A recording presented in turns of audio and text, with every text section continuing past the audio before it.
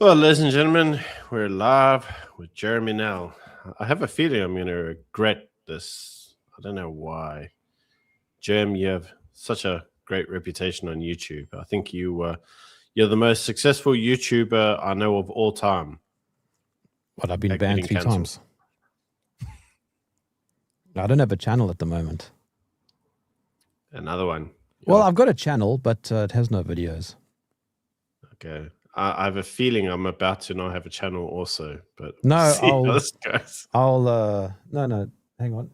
I'll use there. I'll just use that. Okay, well, I mean, a video of just like beeping isn't really going to be very entertaining for the audience, is it?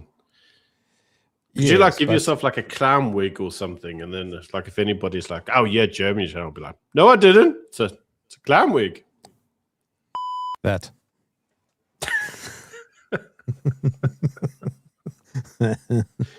Last time I spoke to you, actually, I just started up a brand new YouTube channel. What happened there? It got taken down. Oh, how many minutes did that last? The last time was, I think, the end of last year, and all I did was I uploaded a video questioning the 9/11 narrative, and it got taken down within 20 minutes. My channel got struck, so I couldn't upload anything, and YouTube said it was taken down on the grounds of hate speech. The Twin Towers, dude. The Twin Towers. Discussing the Twin Towers is hate speech. Were you discussing which brand of Islam was responsible for it? No. I believe that's hate speech these days. No, the guest was saying that there were no planes. Oh, come on, dude. I mean, that conspiracy has been done 50 million times. I'd surprised there's any channels left on YouTube if they take them all down for that. Like it's a fairly old one. Yeah. And it was taken down for hate speech. So there you go. Wow. You know what they say about hate speech, right? I mean, a speech you just love to hate. I think that when videos like that get taken down, it means you are probably over the target. You have said some things in the past that maybe YouTube would have censored you for. But saying that, I'm surprised at the frequency at which you return up on YouTube and they're like, "Oh yeah, it's that guy. Get him." So I've only returned 3 times, but now I've had enough of YouTube. So I'll keep my channel name there so that I can log in and all that kind of thing. But I can't upload videos. At Spotify, it took me down 3 times. Also, but I'm back on Spotify now after a few appeals. Facebook took me down too, and I decided to remove myself from X. Elon's fairly decent, though. I mean, come on. He's like free speech-ish. Not really. No, and I mean, he's implementing digital ID nonsense. And I mean, for goodness sake, it's better than the previous iteration of Twitter. But I mean, my X account got suspended also for 24 hours after I shared a video about the Christchurch massacre that happened in New Zealand, I think in 2019, 2018, somewhere there, about being a government cover-up. And X suspended my account for 24 hours, and they said that I may not question the Christchurch narrative. And in actual fact, I got contacted by the New Zealand government, official New Zealand government. I've got the documents. They emailed me for an official takedown, and I gave them the finger. I said, not a chance. And I uploaded the video to a private server and kept it on my website. And it's on my website now. There's no possible way I'm going to bow down to the whims of a country that has no jurisdiction over me. Good thing you live in South Africa, eh? A lot harder to censor you on this side of the world. I mean, most of the people don't even know how to use YouTube. The New Zealand government probably doesn't even know where South Africa is. Wow. Most of the world doesn't know. All that happened underneath Cruella de Vil, didn't it? I mean, we have to help the world know where we are. We have to give our country's name a literal geographical descriptor. We are in Africa and we are in the South.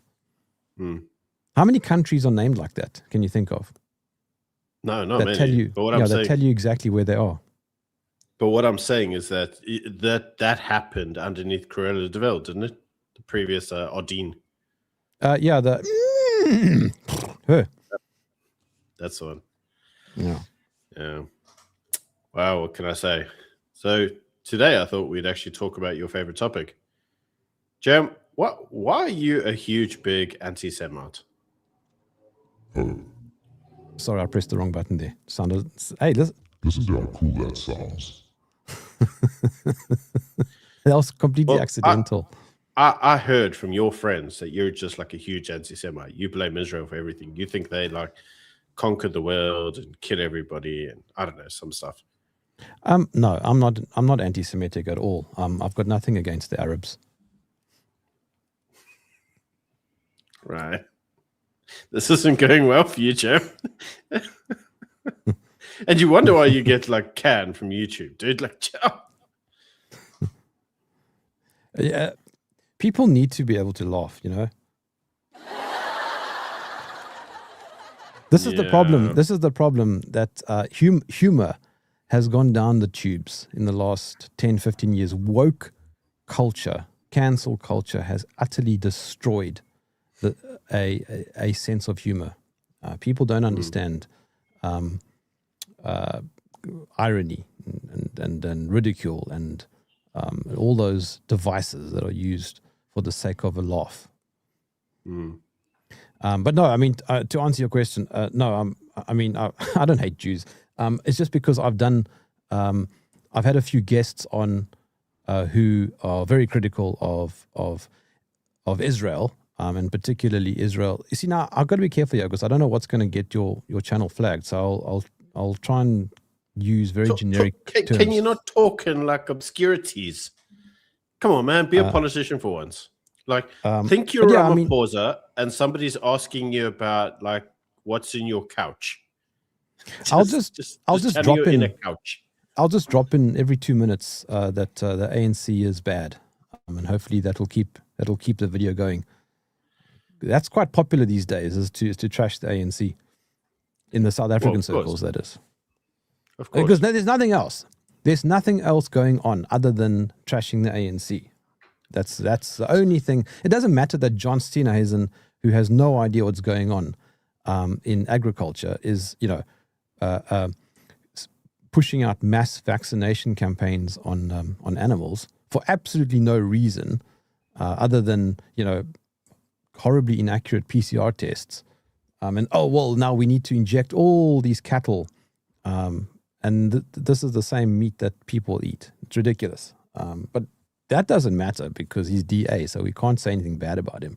We must somehow spin it so we can blame Cyril Ramaphosa. So why are you an anti-Semite? Probably because I'm not as successful.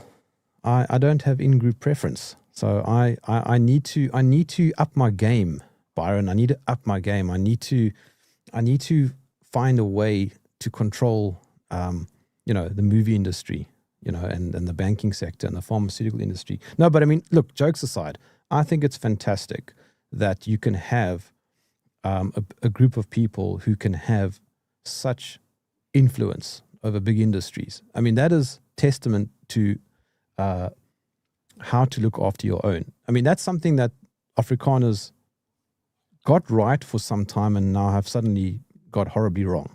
They everything's fallen apart for them and now they have to fight from the ground up again.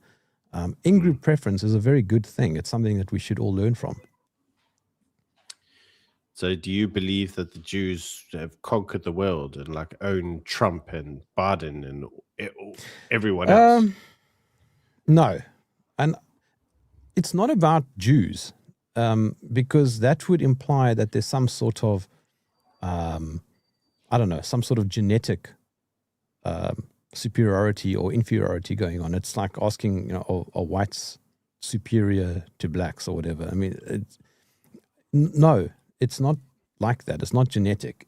It's frameworks and it's systems that are in place that create the infrastructure for this kind of thing to exist. So, for example, is Israel a state of the US, or is the US, a state of Israel? I mean, obviously the two countries go hand in hand, and that is a topic that's worth discussing. Why is America so tightly integrated into Israel, and vice versa? Why is Israel first such a major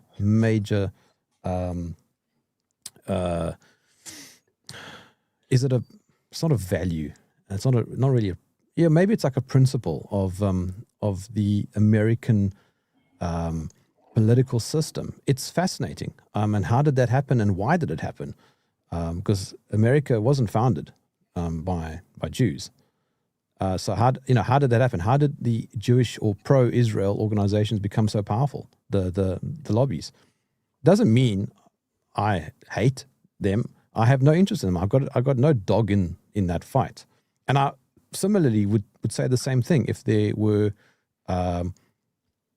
Catholic groups, like overtly Catholic groups involved in policy, in foreign policy making and domestic policy making.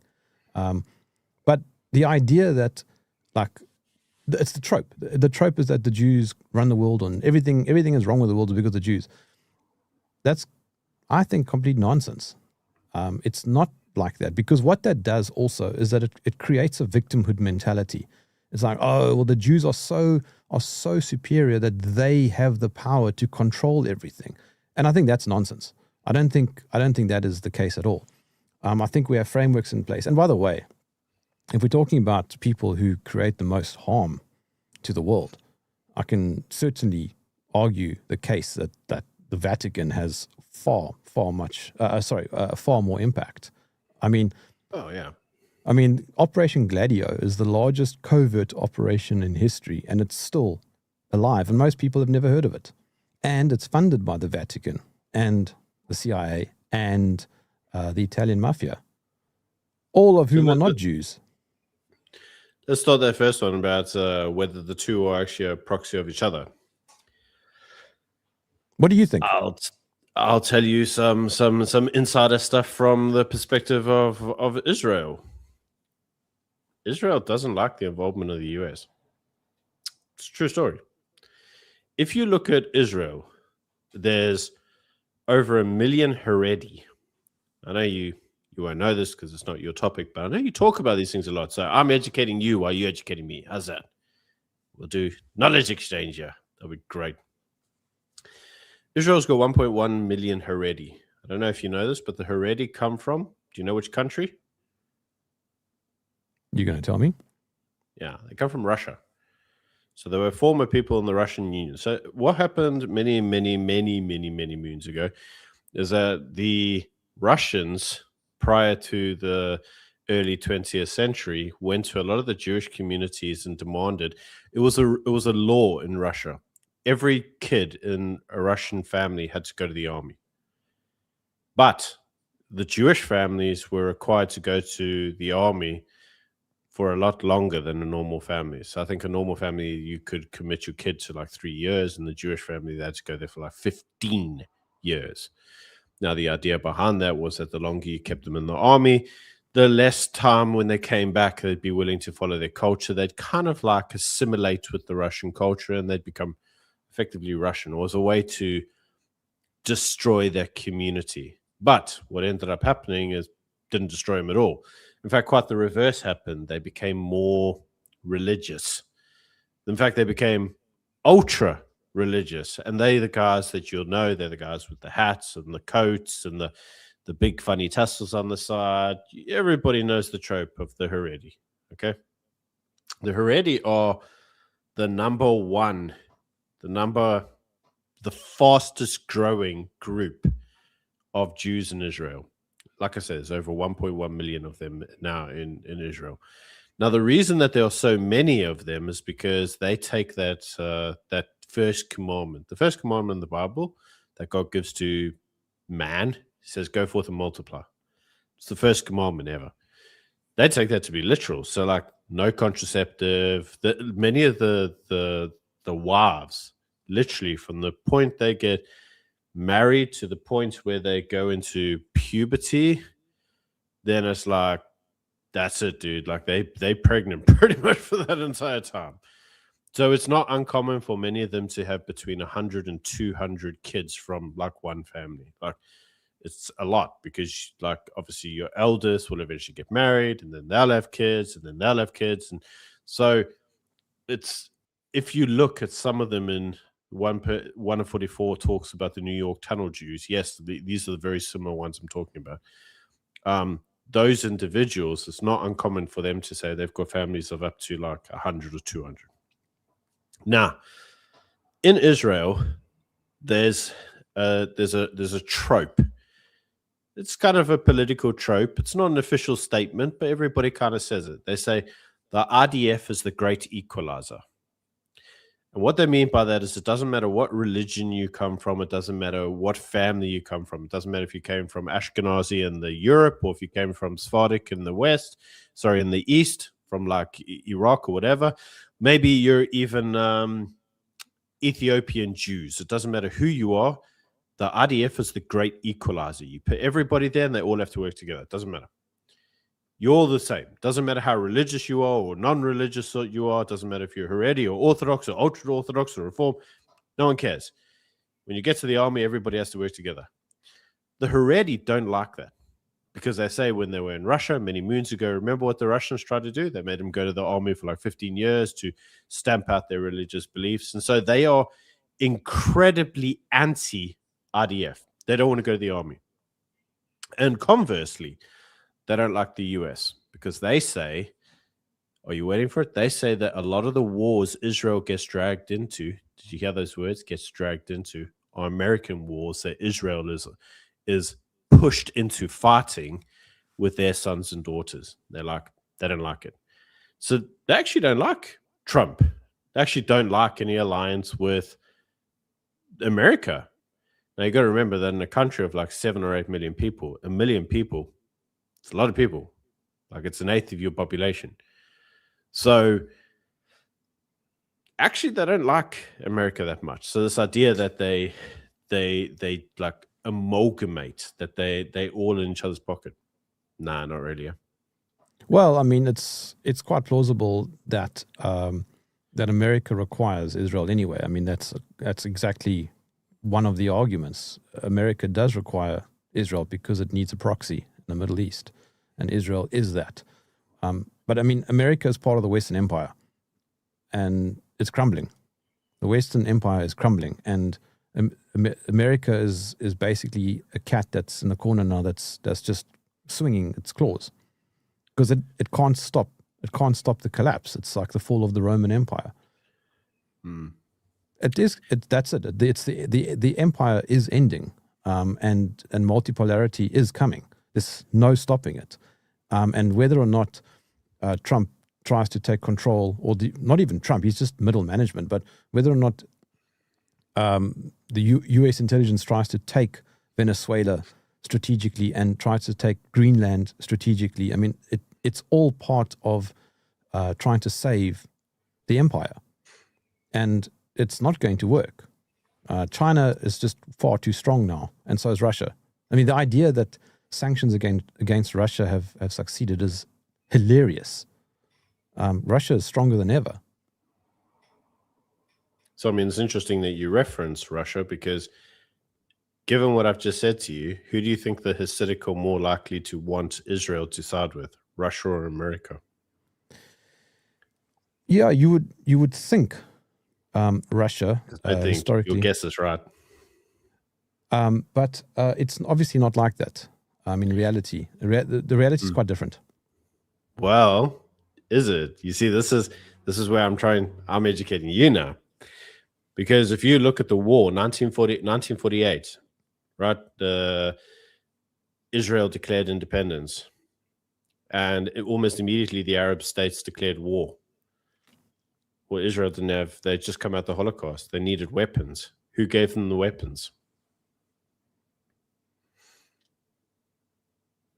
Any ideas? You're going to say Russia? Stalin. Stalin gave it to them.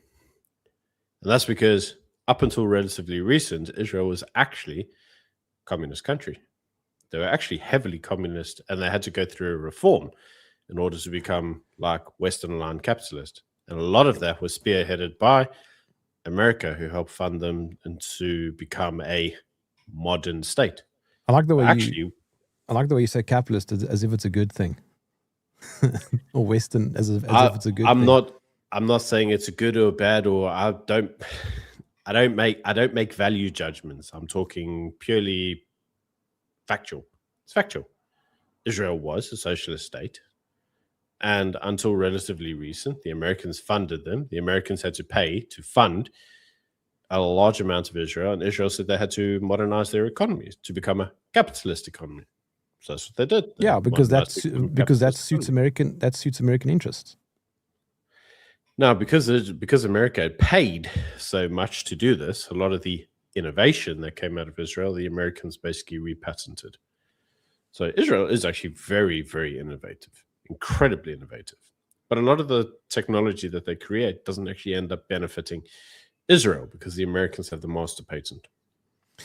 Well, I mean, historically, small countries tend to be quite innovative. They have to be. You don't need to be innovative if you've got 330 million people.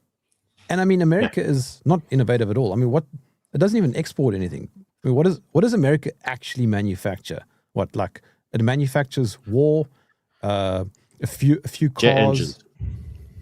Yeah, and Hollywood and propaganda. I mean, it doesn't really actually export anything of value. You know, all of the technology around me right now doesn't come from America. Even my Apple in front of me, it's made in Shanghai, or Shenzhen. I mean, in China. It's made in China, but it's assembled in California. They want you to know that.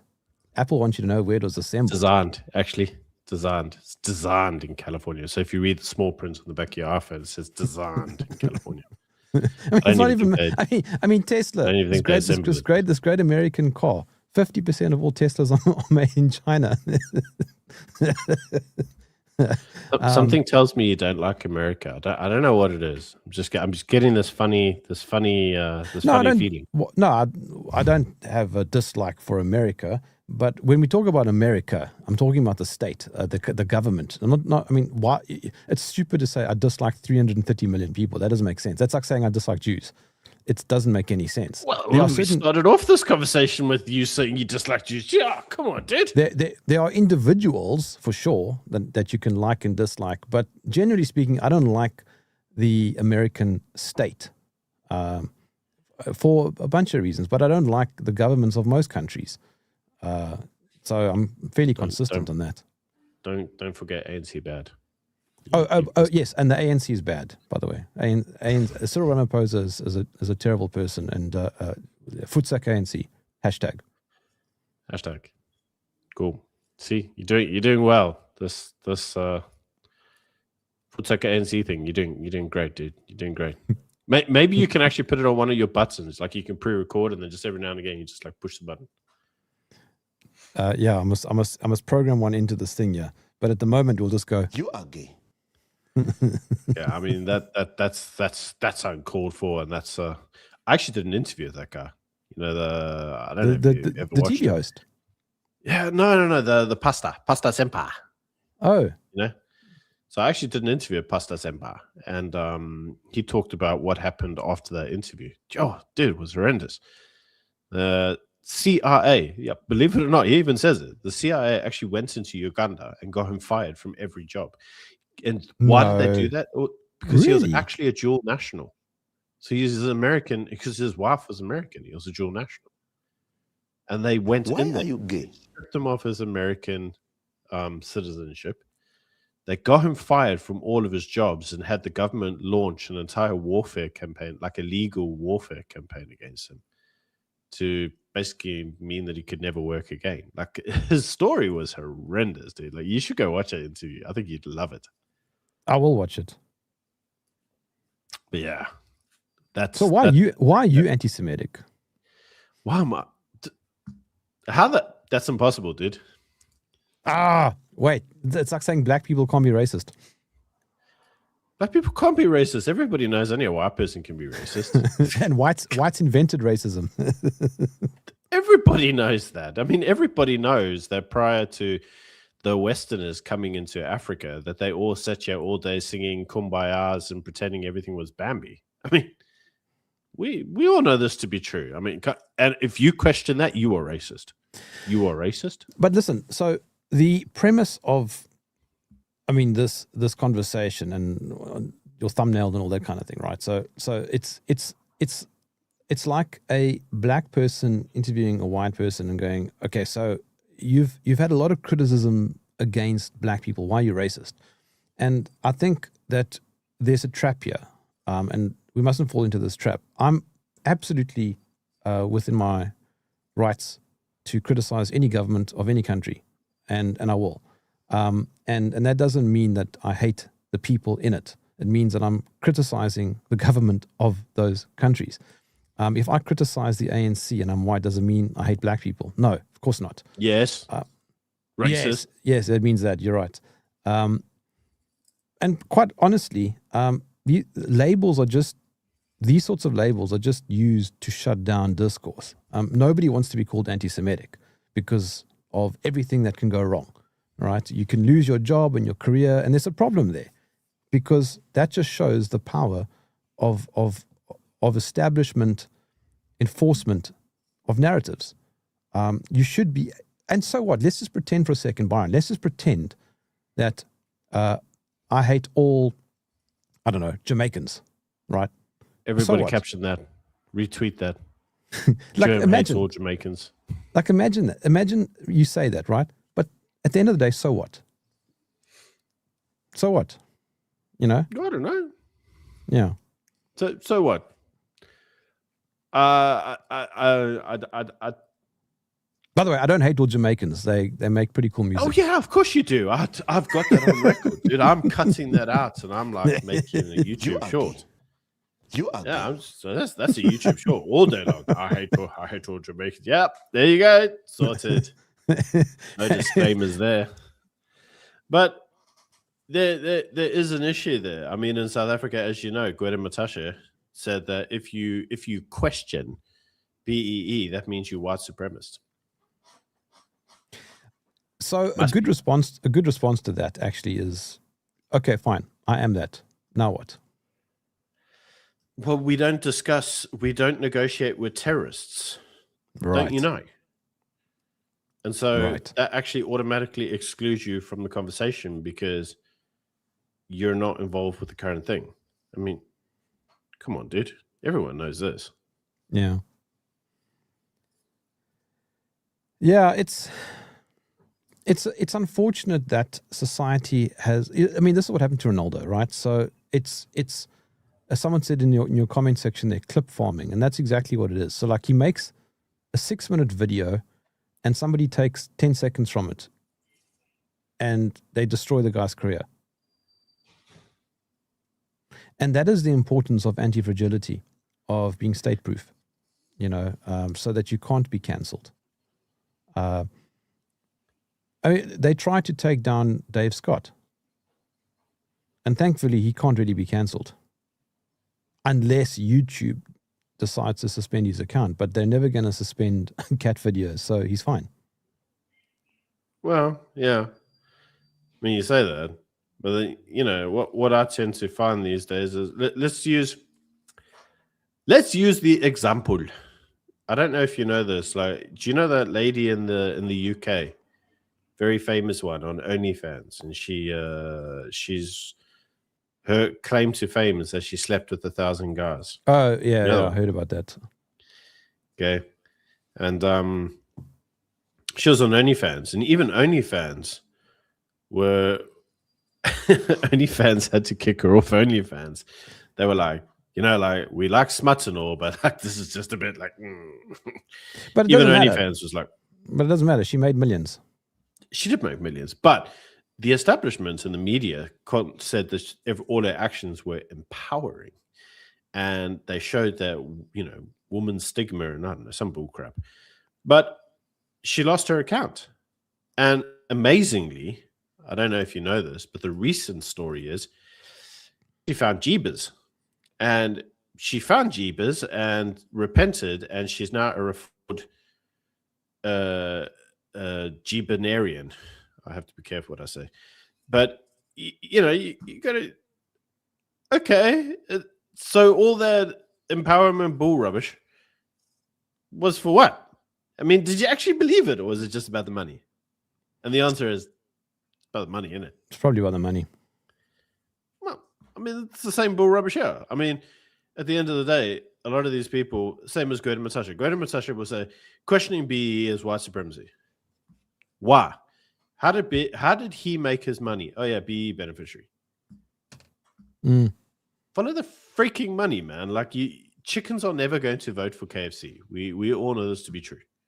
No, but I mean, a mutual friend of ours has been saying to me I must focus more on domestic stuff, and I'm really not interested. It's just so bland and boring, and I mean, it's the same thing. I can come back to YouTube a year later, and all the local guys are still saying the same thing. I mean, it's all the same thing, and so like Gwedi Mantashe can say whatever he wants, Cyril can do whatever he wants, whatever, man. It's just so bland for me.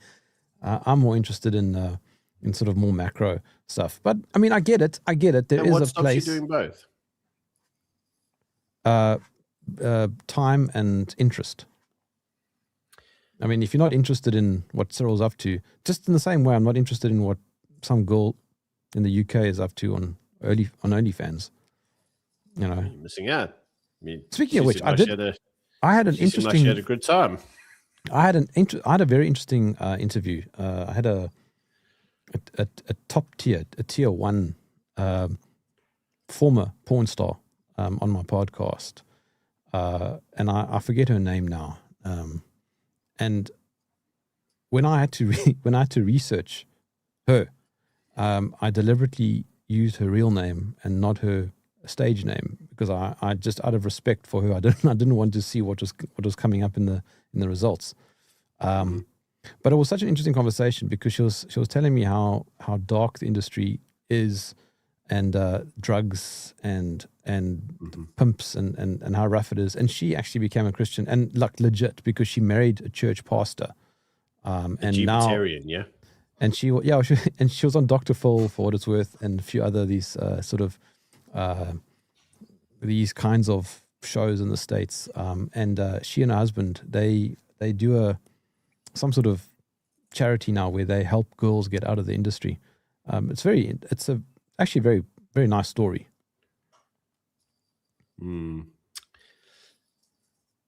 very skeptical of stuff like that. You know, like the story of 1000 Smash Chick in the UK suddenly finding Jeebus after everything that happened. And amazingly, she only seemed to find him after OnlyFans terminated her accounts, and she had no way to actually make any money anymore.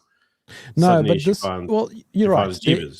There's obviously room for cynicism, but I mean, I've listened to her story, and it's I don't know, it's fairly compelling. I don't really have a reason to think that. I mean, she was on her way to do a film, and she was on the flight, and she decided, I've had enough of this. I want to take back control of my life. And then, I mean, it's quite plausible. I mean, there are a lot of girls who just, they suddenly become Christians, quote unquote, when their career has ended. You know, so I do get the cynicism. It's like, you know, I smashed my way to the top. Everything's a bit used and abused, but don't worry, I've been born again. Ergo, it never happened. Like, yeah, funny how that seems to happen. But I don't know if you know of the very famous stories from the 80s of Tracy Lords. Do you know who she is? No. So yeah, that'd be a nice rabbit hole for you to go down. So Tracy Lords was actually one of the first major porn stars ever to get in actual trouble. So what happened is she had a fake ID, and she did quite a lot of porn type activities with a very famous actor at the time, Peter Bryan. And she was responsible, supposedly, for over 100 different videos. And actually, she got found out when she turned 18, because amazingly, when she turned 18, all of a sudden it's like, well, she actually was properly legit 18 and she used a proper ID, and everyone was like, hang on, you've been in the industry for like 2 or 3 years. Like, how can your ID says you just turned 18? And they found out that actually she had started in the industry when she was 15. And so there were these like hundreds, thousands of these videos in the 80s. Basically, they were all kiddie porn. And they had a real hard time because they had like Tom Bryan was there and Peter Bryan and all these guys, and they were like big names, if you will. And they're like, well, what do? Do we prosecute these guys? Do we say that actually they've been having sex on camera with underage girls? Like, what do we do? And she exposed back then in the 80s the industry, because despite having been involved in over like 100 of these videos, she didn't have a dollar to her name. And she maintained that a lot of what happened was that the money that she made from the videos actually went directly into the drug account. So she said that she was heavily on drugs all the time, and that basically she was a drug addict, which is in line with what you were just saying now. Yeah. I mean, a lot of those girls get into it because they think they can make some quick bucks, and then they get caught up in a web, a very dark web. What a hole you might want to go down. Oh, right. Okay. Funny. It's funny. Somebody was listening, maybe too intently. But yeah, I mean, it's what do you think of that idea that they were all just like co-opted for the purpose of drugs? Yeah, what Epstein. Sure. I mean, you gotta be careful what you say, right? I mean, you wouldn't want to like accidentally fall over something or other and then find yourself nailed to a tree, would you? I mean, we know how these accidents happen. Well, no, exactly. And I mean, I certainly can't say anything about Jeffrey Epstein and girls. But, it's interesting. Here's another one. Lana Rhodes left the industry, now sells Bible courses. Amazing how often this happens. Amazing how much it happens. The thing, but though, it does come back to the fundamental question, right? I mean, all these people when they're there and doing this stuff, and everybody's like, you're unsavory and doing things you shouldn't be doing. It's like, this isn't cool. They're all like, but it's empowering, and it's like female, I don't know, whatever. The thing, though, is cynicism can also get the better of you. I mean, these girls, let's just say now, they do become Christian, right? And let's say they are. Like, they in their mind, they are. And they're trying their best to lead better lives. Do you really want to dunk on them? That's also another phrase I suppose you need to be careful saying in the context of what we say. The innuendos, yeah, just endless. There are too many. Oh dear, you and I are so going to help. Anyway, I don't know, dude. Like, it's the moral of the story here is like all these people. It's amazing how they suddenly found morals when the paycheck shrivels up, huh? Yeah, but again, it's a very, very moral kind of thing, because you don't really want to just go and I gotta be careful now what words I use again. You don't really want to go and destroy their faith if it's real. If it's real. But this comes back to the heart of what we're talking about. Let's go back to the point of David Scott, right? I mean, all these people come out with all their fake morals and they're like, oh, free Palestine and some bull rubbish. And it's like, okay, let's destroy his career. That. I don't get that. Like, the dude's playing cat remixes at Kirstenbosch, and there's a group of people outside flying Palestine flags. and they want to cancel his career because like free Palestine and stuff. And you're like, he literally is a cat king. He literally goes like meow meow meow meow, and you go like, he makes what cat freaks videos. That got to do with anybody? Yeah, he makes cat videos. Maybe it's an Israeli cat. I don't know. It's a cat with an IDF banner or something on it. I don't know. But it's nuts, because have you actually seen the individuals who's directly involved in it? It's very horrible people. But they're not even involved with Palestine. Like, they've never been there. Of these people couldn't even point it to you on a freaking map. So they're all like got this moral outrage, or let's cancel everybody for it. And it's like, why did you selectively, like, out of all these global super justice, whatever bull rubbish, why did you pick this one? Like, this is the one that you chose to pick. Why? I'm just stuck at you saying bull rubbish. I've never heard anybody say that before. Don't swear.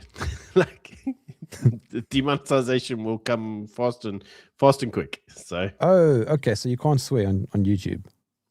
you can, but YouTube will penalize you for it. Oh, but you can say. You can say stuff like that with your little beeper, but I don't have a beeper, so you kind of have to work within the confines of YouTube, I'm afraid. Once you know what they are, it's just like, it's fine. I can't, man. I can't even do a show about 9/11. So I mean, it's not even. It's just ridiculous. If I do a show about masculinity, it'll probably get taken down. How many times did you reference that the ANC was bad, dude? Like, it's really your fault if you think about it. I need to I need to get a little button here that says ANC is bad.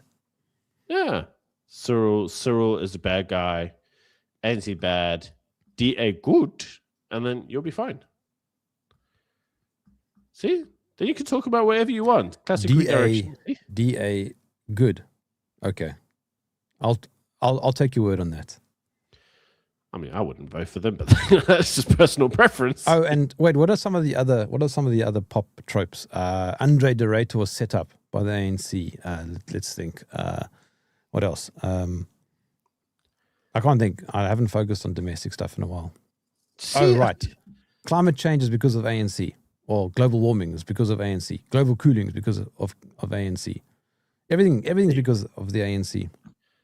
I mean, it's partly true, so, Man, it's partly true. Come on, dude. Like, of course, we know. It's partly true.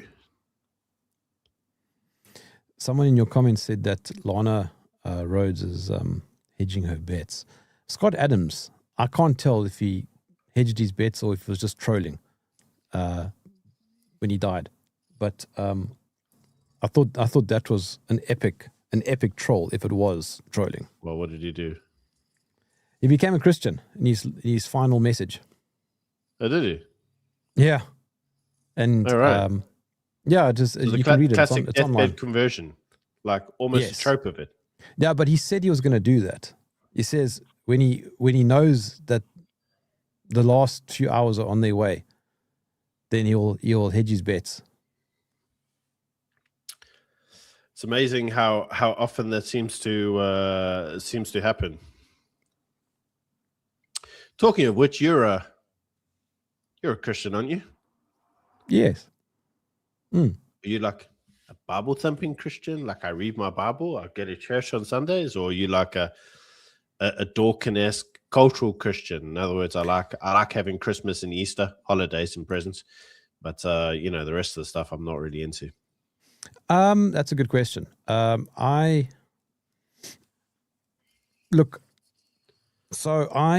understand the cultural Christian reference that I get, because you're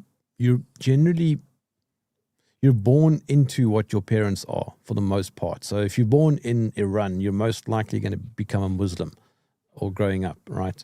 Or if you're born in Beijing, you're most likely going to grow up an atheist or a Shinto type believer or whatever, right?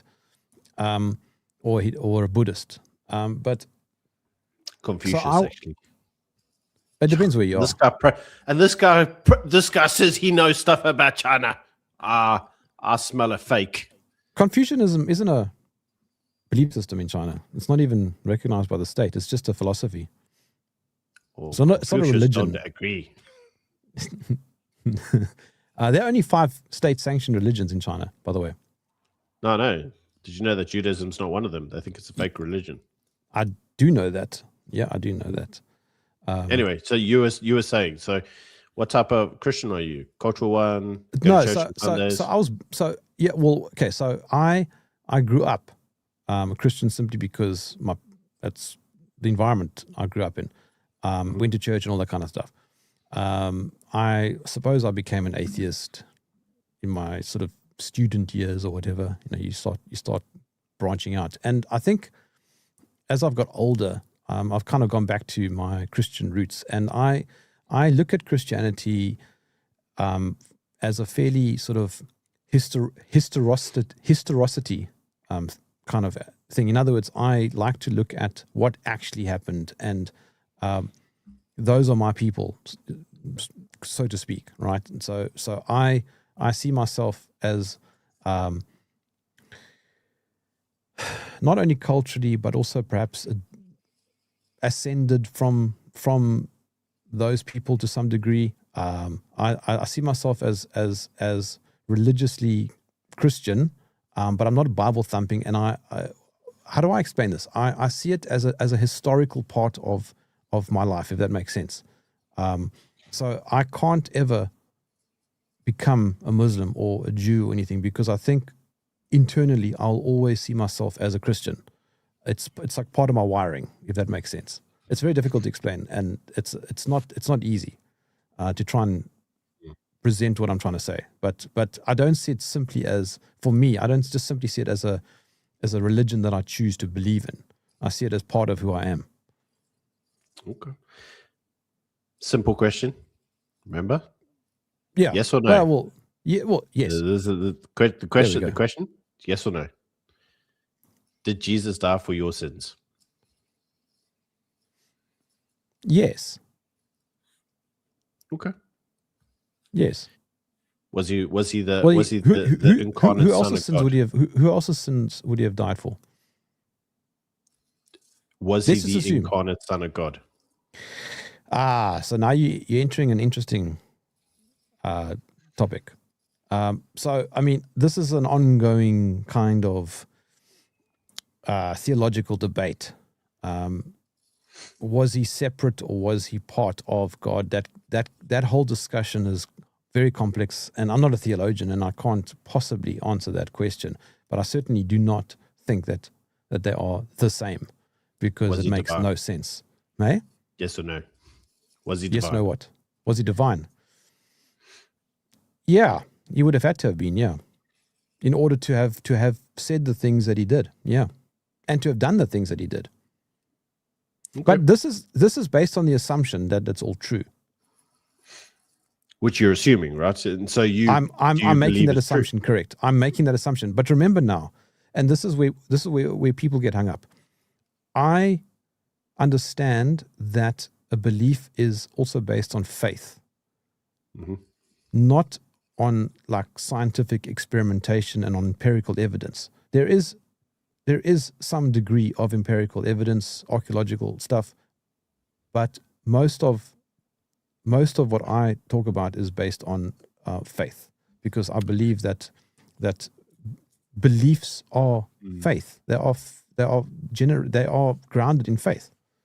So I am going to slightly disagree with you, ish, and say that I personally, as the theologian in the room, thank you very much. Yeah. Faith defined is not defined correctly. Faith defined. Faith assumes that it's something that is unevidenced. It can't be evidenced. Yeah. And ergo, it's something that I take. It's an a priori statement. It's a rational statement that I make, and ergo it must be true. I have faith that it's true, but I can't actually really prove it. Oh, right. I get what you're saying. Yeah. And then they'll say, okay, well, the reality is that the only things that can be proven are things that are repeatable through the scientific method, which of course is bunk. Which is a problem, because it's like there are. So then you'll say, well, what if something is a once in a lifetime event, which does happen? That's non-repeatable. Ergo, it must be a point of faith, because it's non-repeatable. It can't be scientifically tested. It's cyclical, right? So it's a once in a lifetime event. It's like a good example is the Big Bang. The Big Bang was a once in But a this lifetime is- event. Yeah, but this is now, you see, so someone in your Unrepeatable. comments, so someone said that that what I'm explaining is indoctrination. I think the comment is saying that I'm indoctrinated. And here's the funniest thing. I can guarantee you that that person saying that is also probably indoctrinated. We all are. If Yes.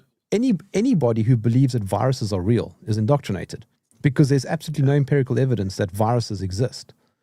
So you are indoctrinated. If you claim that viruses are real and are contagious, you're indoctrinated because you're not basing that on empirical evidence. If you claim that the Big Bang happened, there's no empirical evidence, you're indoctrinated. If you say that the universe is infinite, but it's expanding into itself, you are indoctrinated, and so on and so forth. Everybody has indoctrination to some degree. Choose your poison.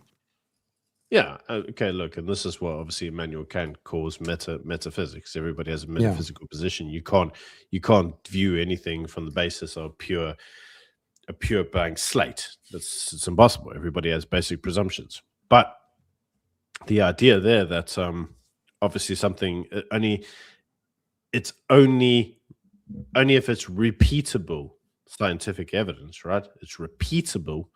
Only then do we know it's scientifically true. Yeah, There are many things but that aren't repeatable. No, exactly. And if something isn't repeatable, it doesn't mean that it isn't true either. That's correct. That's the point. So is it then a principle of faith? Because the answer would then be, okay, well, it's non-repeatable. Let's be honest, it's not repeatable for us to refly planes into the two towers and see whether they take the two towers down. Because what's funny to me is so my wife and I visited SALT. You know the telescopes in Sutherland, which by the way everybody should go to. It's incredible. And and I had the great pleasure of being taken on a private tour. One of the chief engineers took us around and took us to the parts of the main SALT telescope where the public don't go. And so my wife says to him, "So what do you do?" And he says, "Well, I'm an astronomer. Actually, I work on, I also look through the telescope and we study the stars." And she said, "Okay, so what? So you're paid a salary to look at the stars?"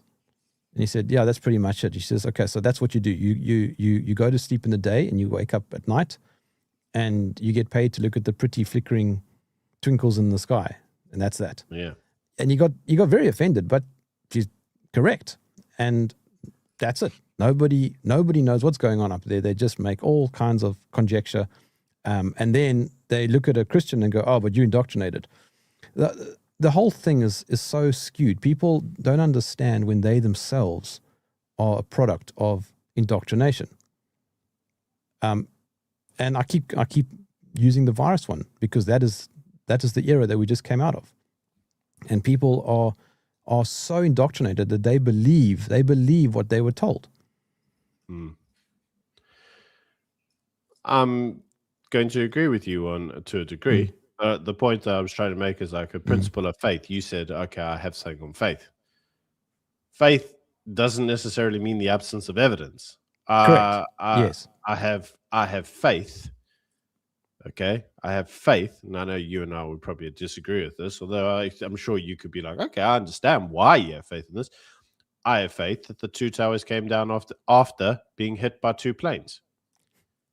You'd probably say they came down because of, I don't know, bomb plotting and that. I'm not going to comment because I don't want your video. I don't want your video to get flagged. But the point is, it's non-repeatable. Put this way, I don't believe the official story. Let's put it that way. The official story is non-repeatable. Regardless, it's non-repeatable. Sure. Well, something happened. We cannot test it. Okay, we can't test it. We know they came down, and we know that two planes hit it. That's what I said, and I phrased it quite correctly. I believe that they came down. I believe. See, I have faith that they came down after being hit by two planes. I don't even necessarily need to believe that the two planes were caused it to come down. I believe that two planes hit it and then they came down. Okay, well, that's actually fact. I've seen the planes hit it. I've seen them come down.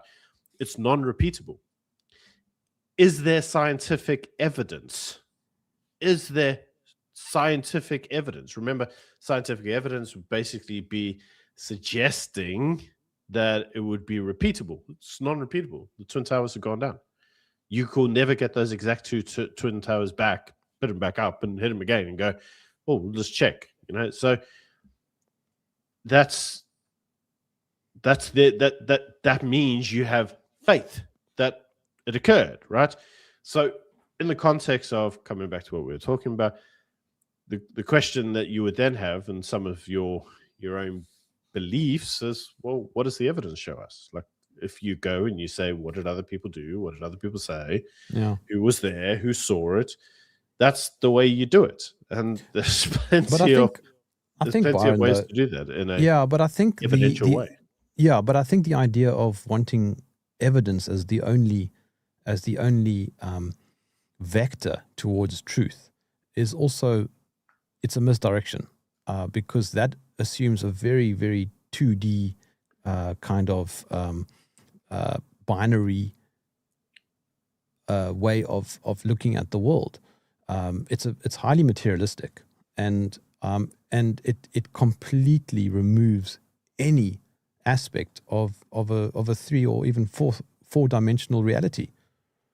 I mean, the fact is that if you just look up into the night sky, that defies everything that is materialistic.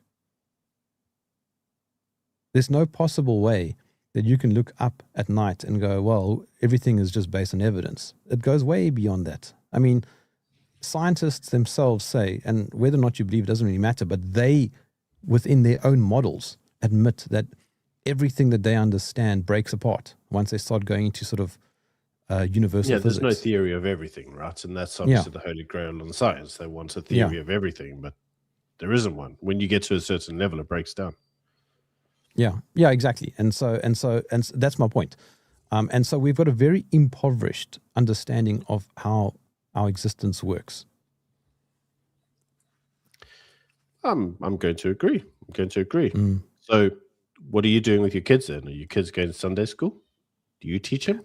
They do, yeah. Are you the pastor? Well, I only have one kid, but you didn't have to tell that to the audience, did you? I'd like him to go to Sunday school. Yeah, my wife and I would like that, because I think that I would like to continue what I grew up with. So you want? I think it's good. Yeah, I think it's good. I think he should learn. He should learn about the Bible, and I think he should learn about Christianity, and I think he should learn about the things that make up Christian history. But not, on top of that, it also acts as a nice social tool, for him to make friends. And it helps us for a couple of hours on a Sunday morning.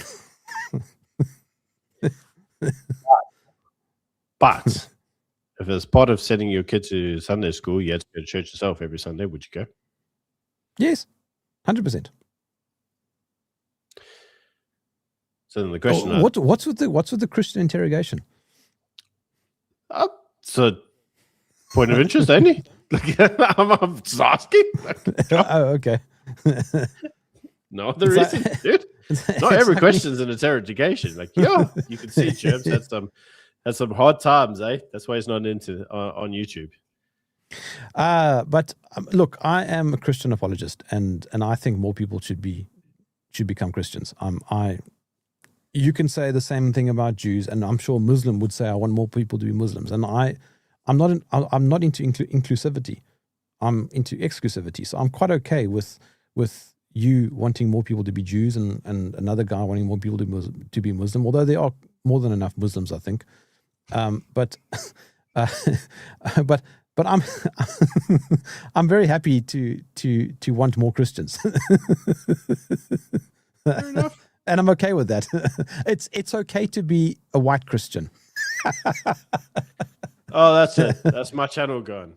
Come on, dude. Why you do that to a brother? Like, that's a channel struck. This is going to be gone by the morning. Like, But horseshoeing back now right to the beginning of, to base this whole thing on your thumbnail, like who controls the world and all that. Nobody can answer that question. And I think people like to blame everything on the Jews. And I think that's a trope, and I think it's a trap also. I think it's a bad idea to blame everything that's wrong with the world on one group of people.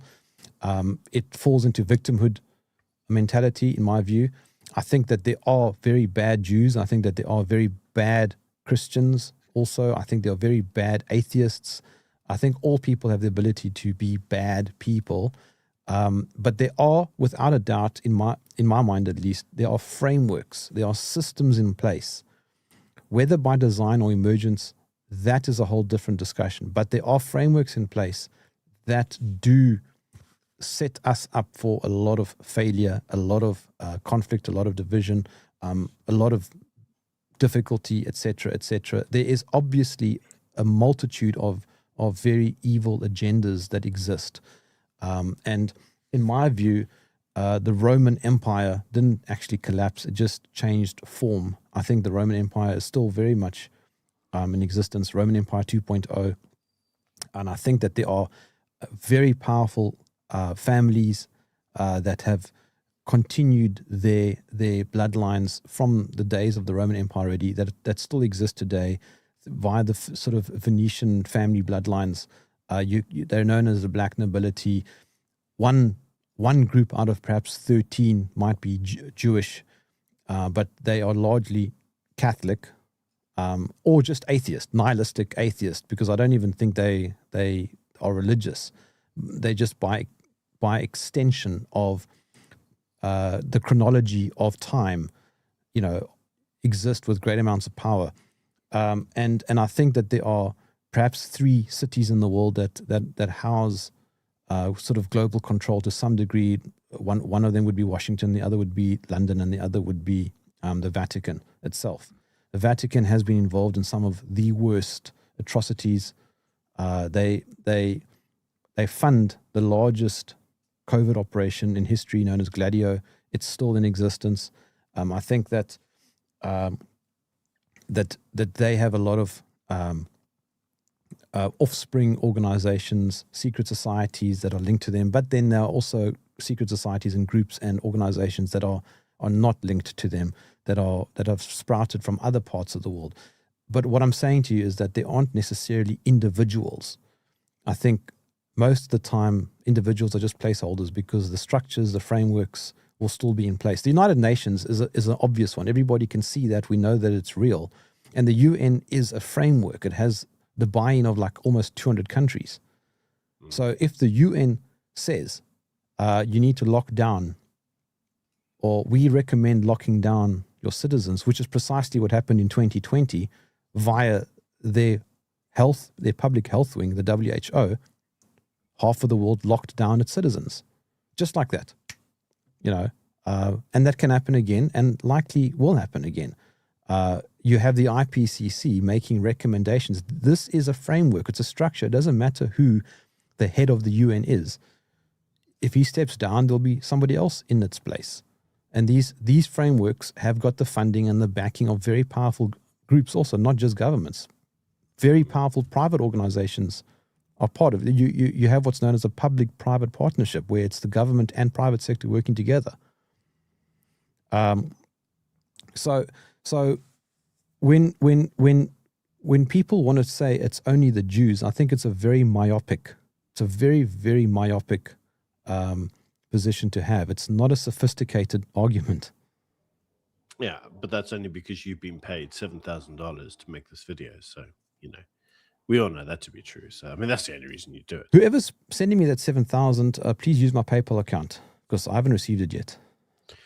Funny enough, I have never received my money from Israel, from the DA, from the ANC, the PA, the Freemasons, the UN, or the WHO. So I certainly I can't believe I'm saying this.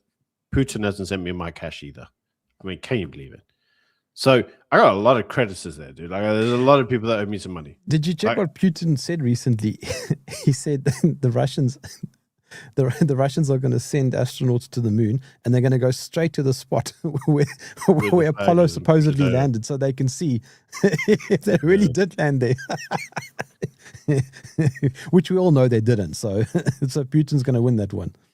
So the question that I really have is, if we can see with telescope, like God knows how many miles away, how come we can't see on the moon? I mean, it's a lot closer. So why can't we see on the moon? Surely you can just like check a little thing and be like, oh, there it is. Yeah, I mean, there are so many other things that I suppose they want to look at. They'll go, oh well, it's not necessary to look at the moon. Why not? I don't know. Take that long. These are arguments that they like to make. And now we've got Artemis that's about to supposedly go there, fly around and come back. Who knows why? The timing is interesting. Who benefits? No, I just think it's very weird. Like, surely somebody could just be like, oh yeah, look, it's over there. I mean, surely with artificial intelligence as well, they could just get the computer program and go find it. Nobody can apparently see what's on the moon. That's small. I've heard. Oh, right. But we can see what's happening on Pluto. Got it. Yeah, we can probably see what's happening on Pluto. Correct. But we can't see what's happening on the moon, which is like next door. It's right next door. Got it. That makes perfect sense. We can also see what's on Mars. But we can't see what's on the moon. Isn't it funny that they supposedly sent a bunch of rovers to Mars, but they haven't done that on the moon? They could have sent a rover, by the way, to the moon and then go to the site where Apollo supposedly landed.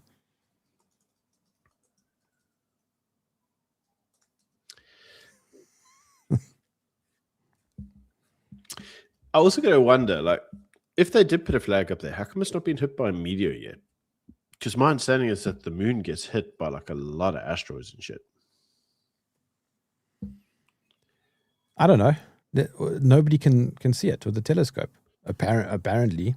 So how do we know it's still standing? I mean, obviously, I've seen all the movies and I've seen like the aliens fly past the moon, and it's just right there, dude. It's right there. Hollywood tells me. I'm still standing. You know that song?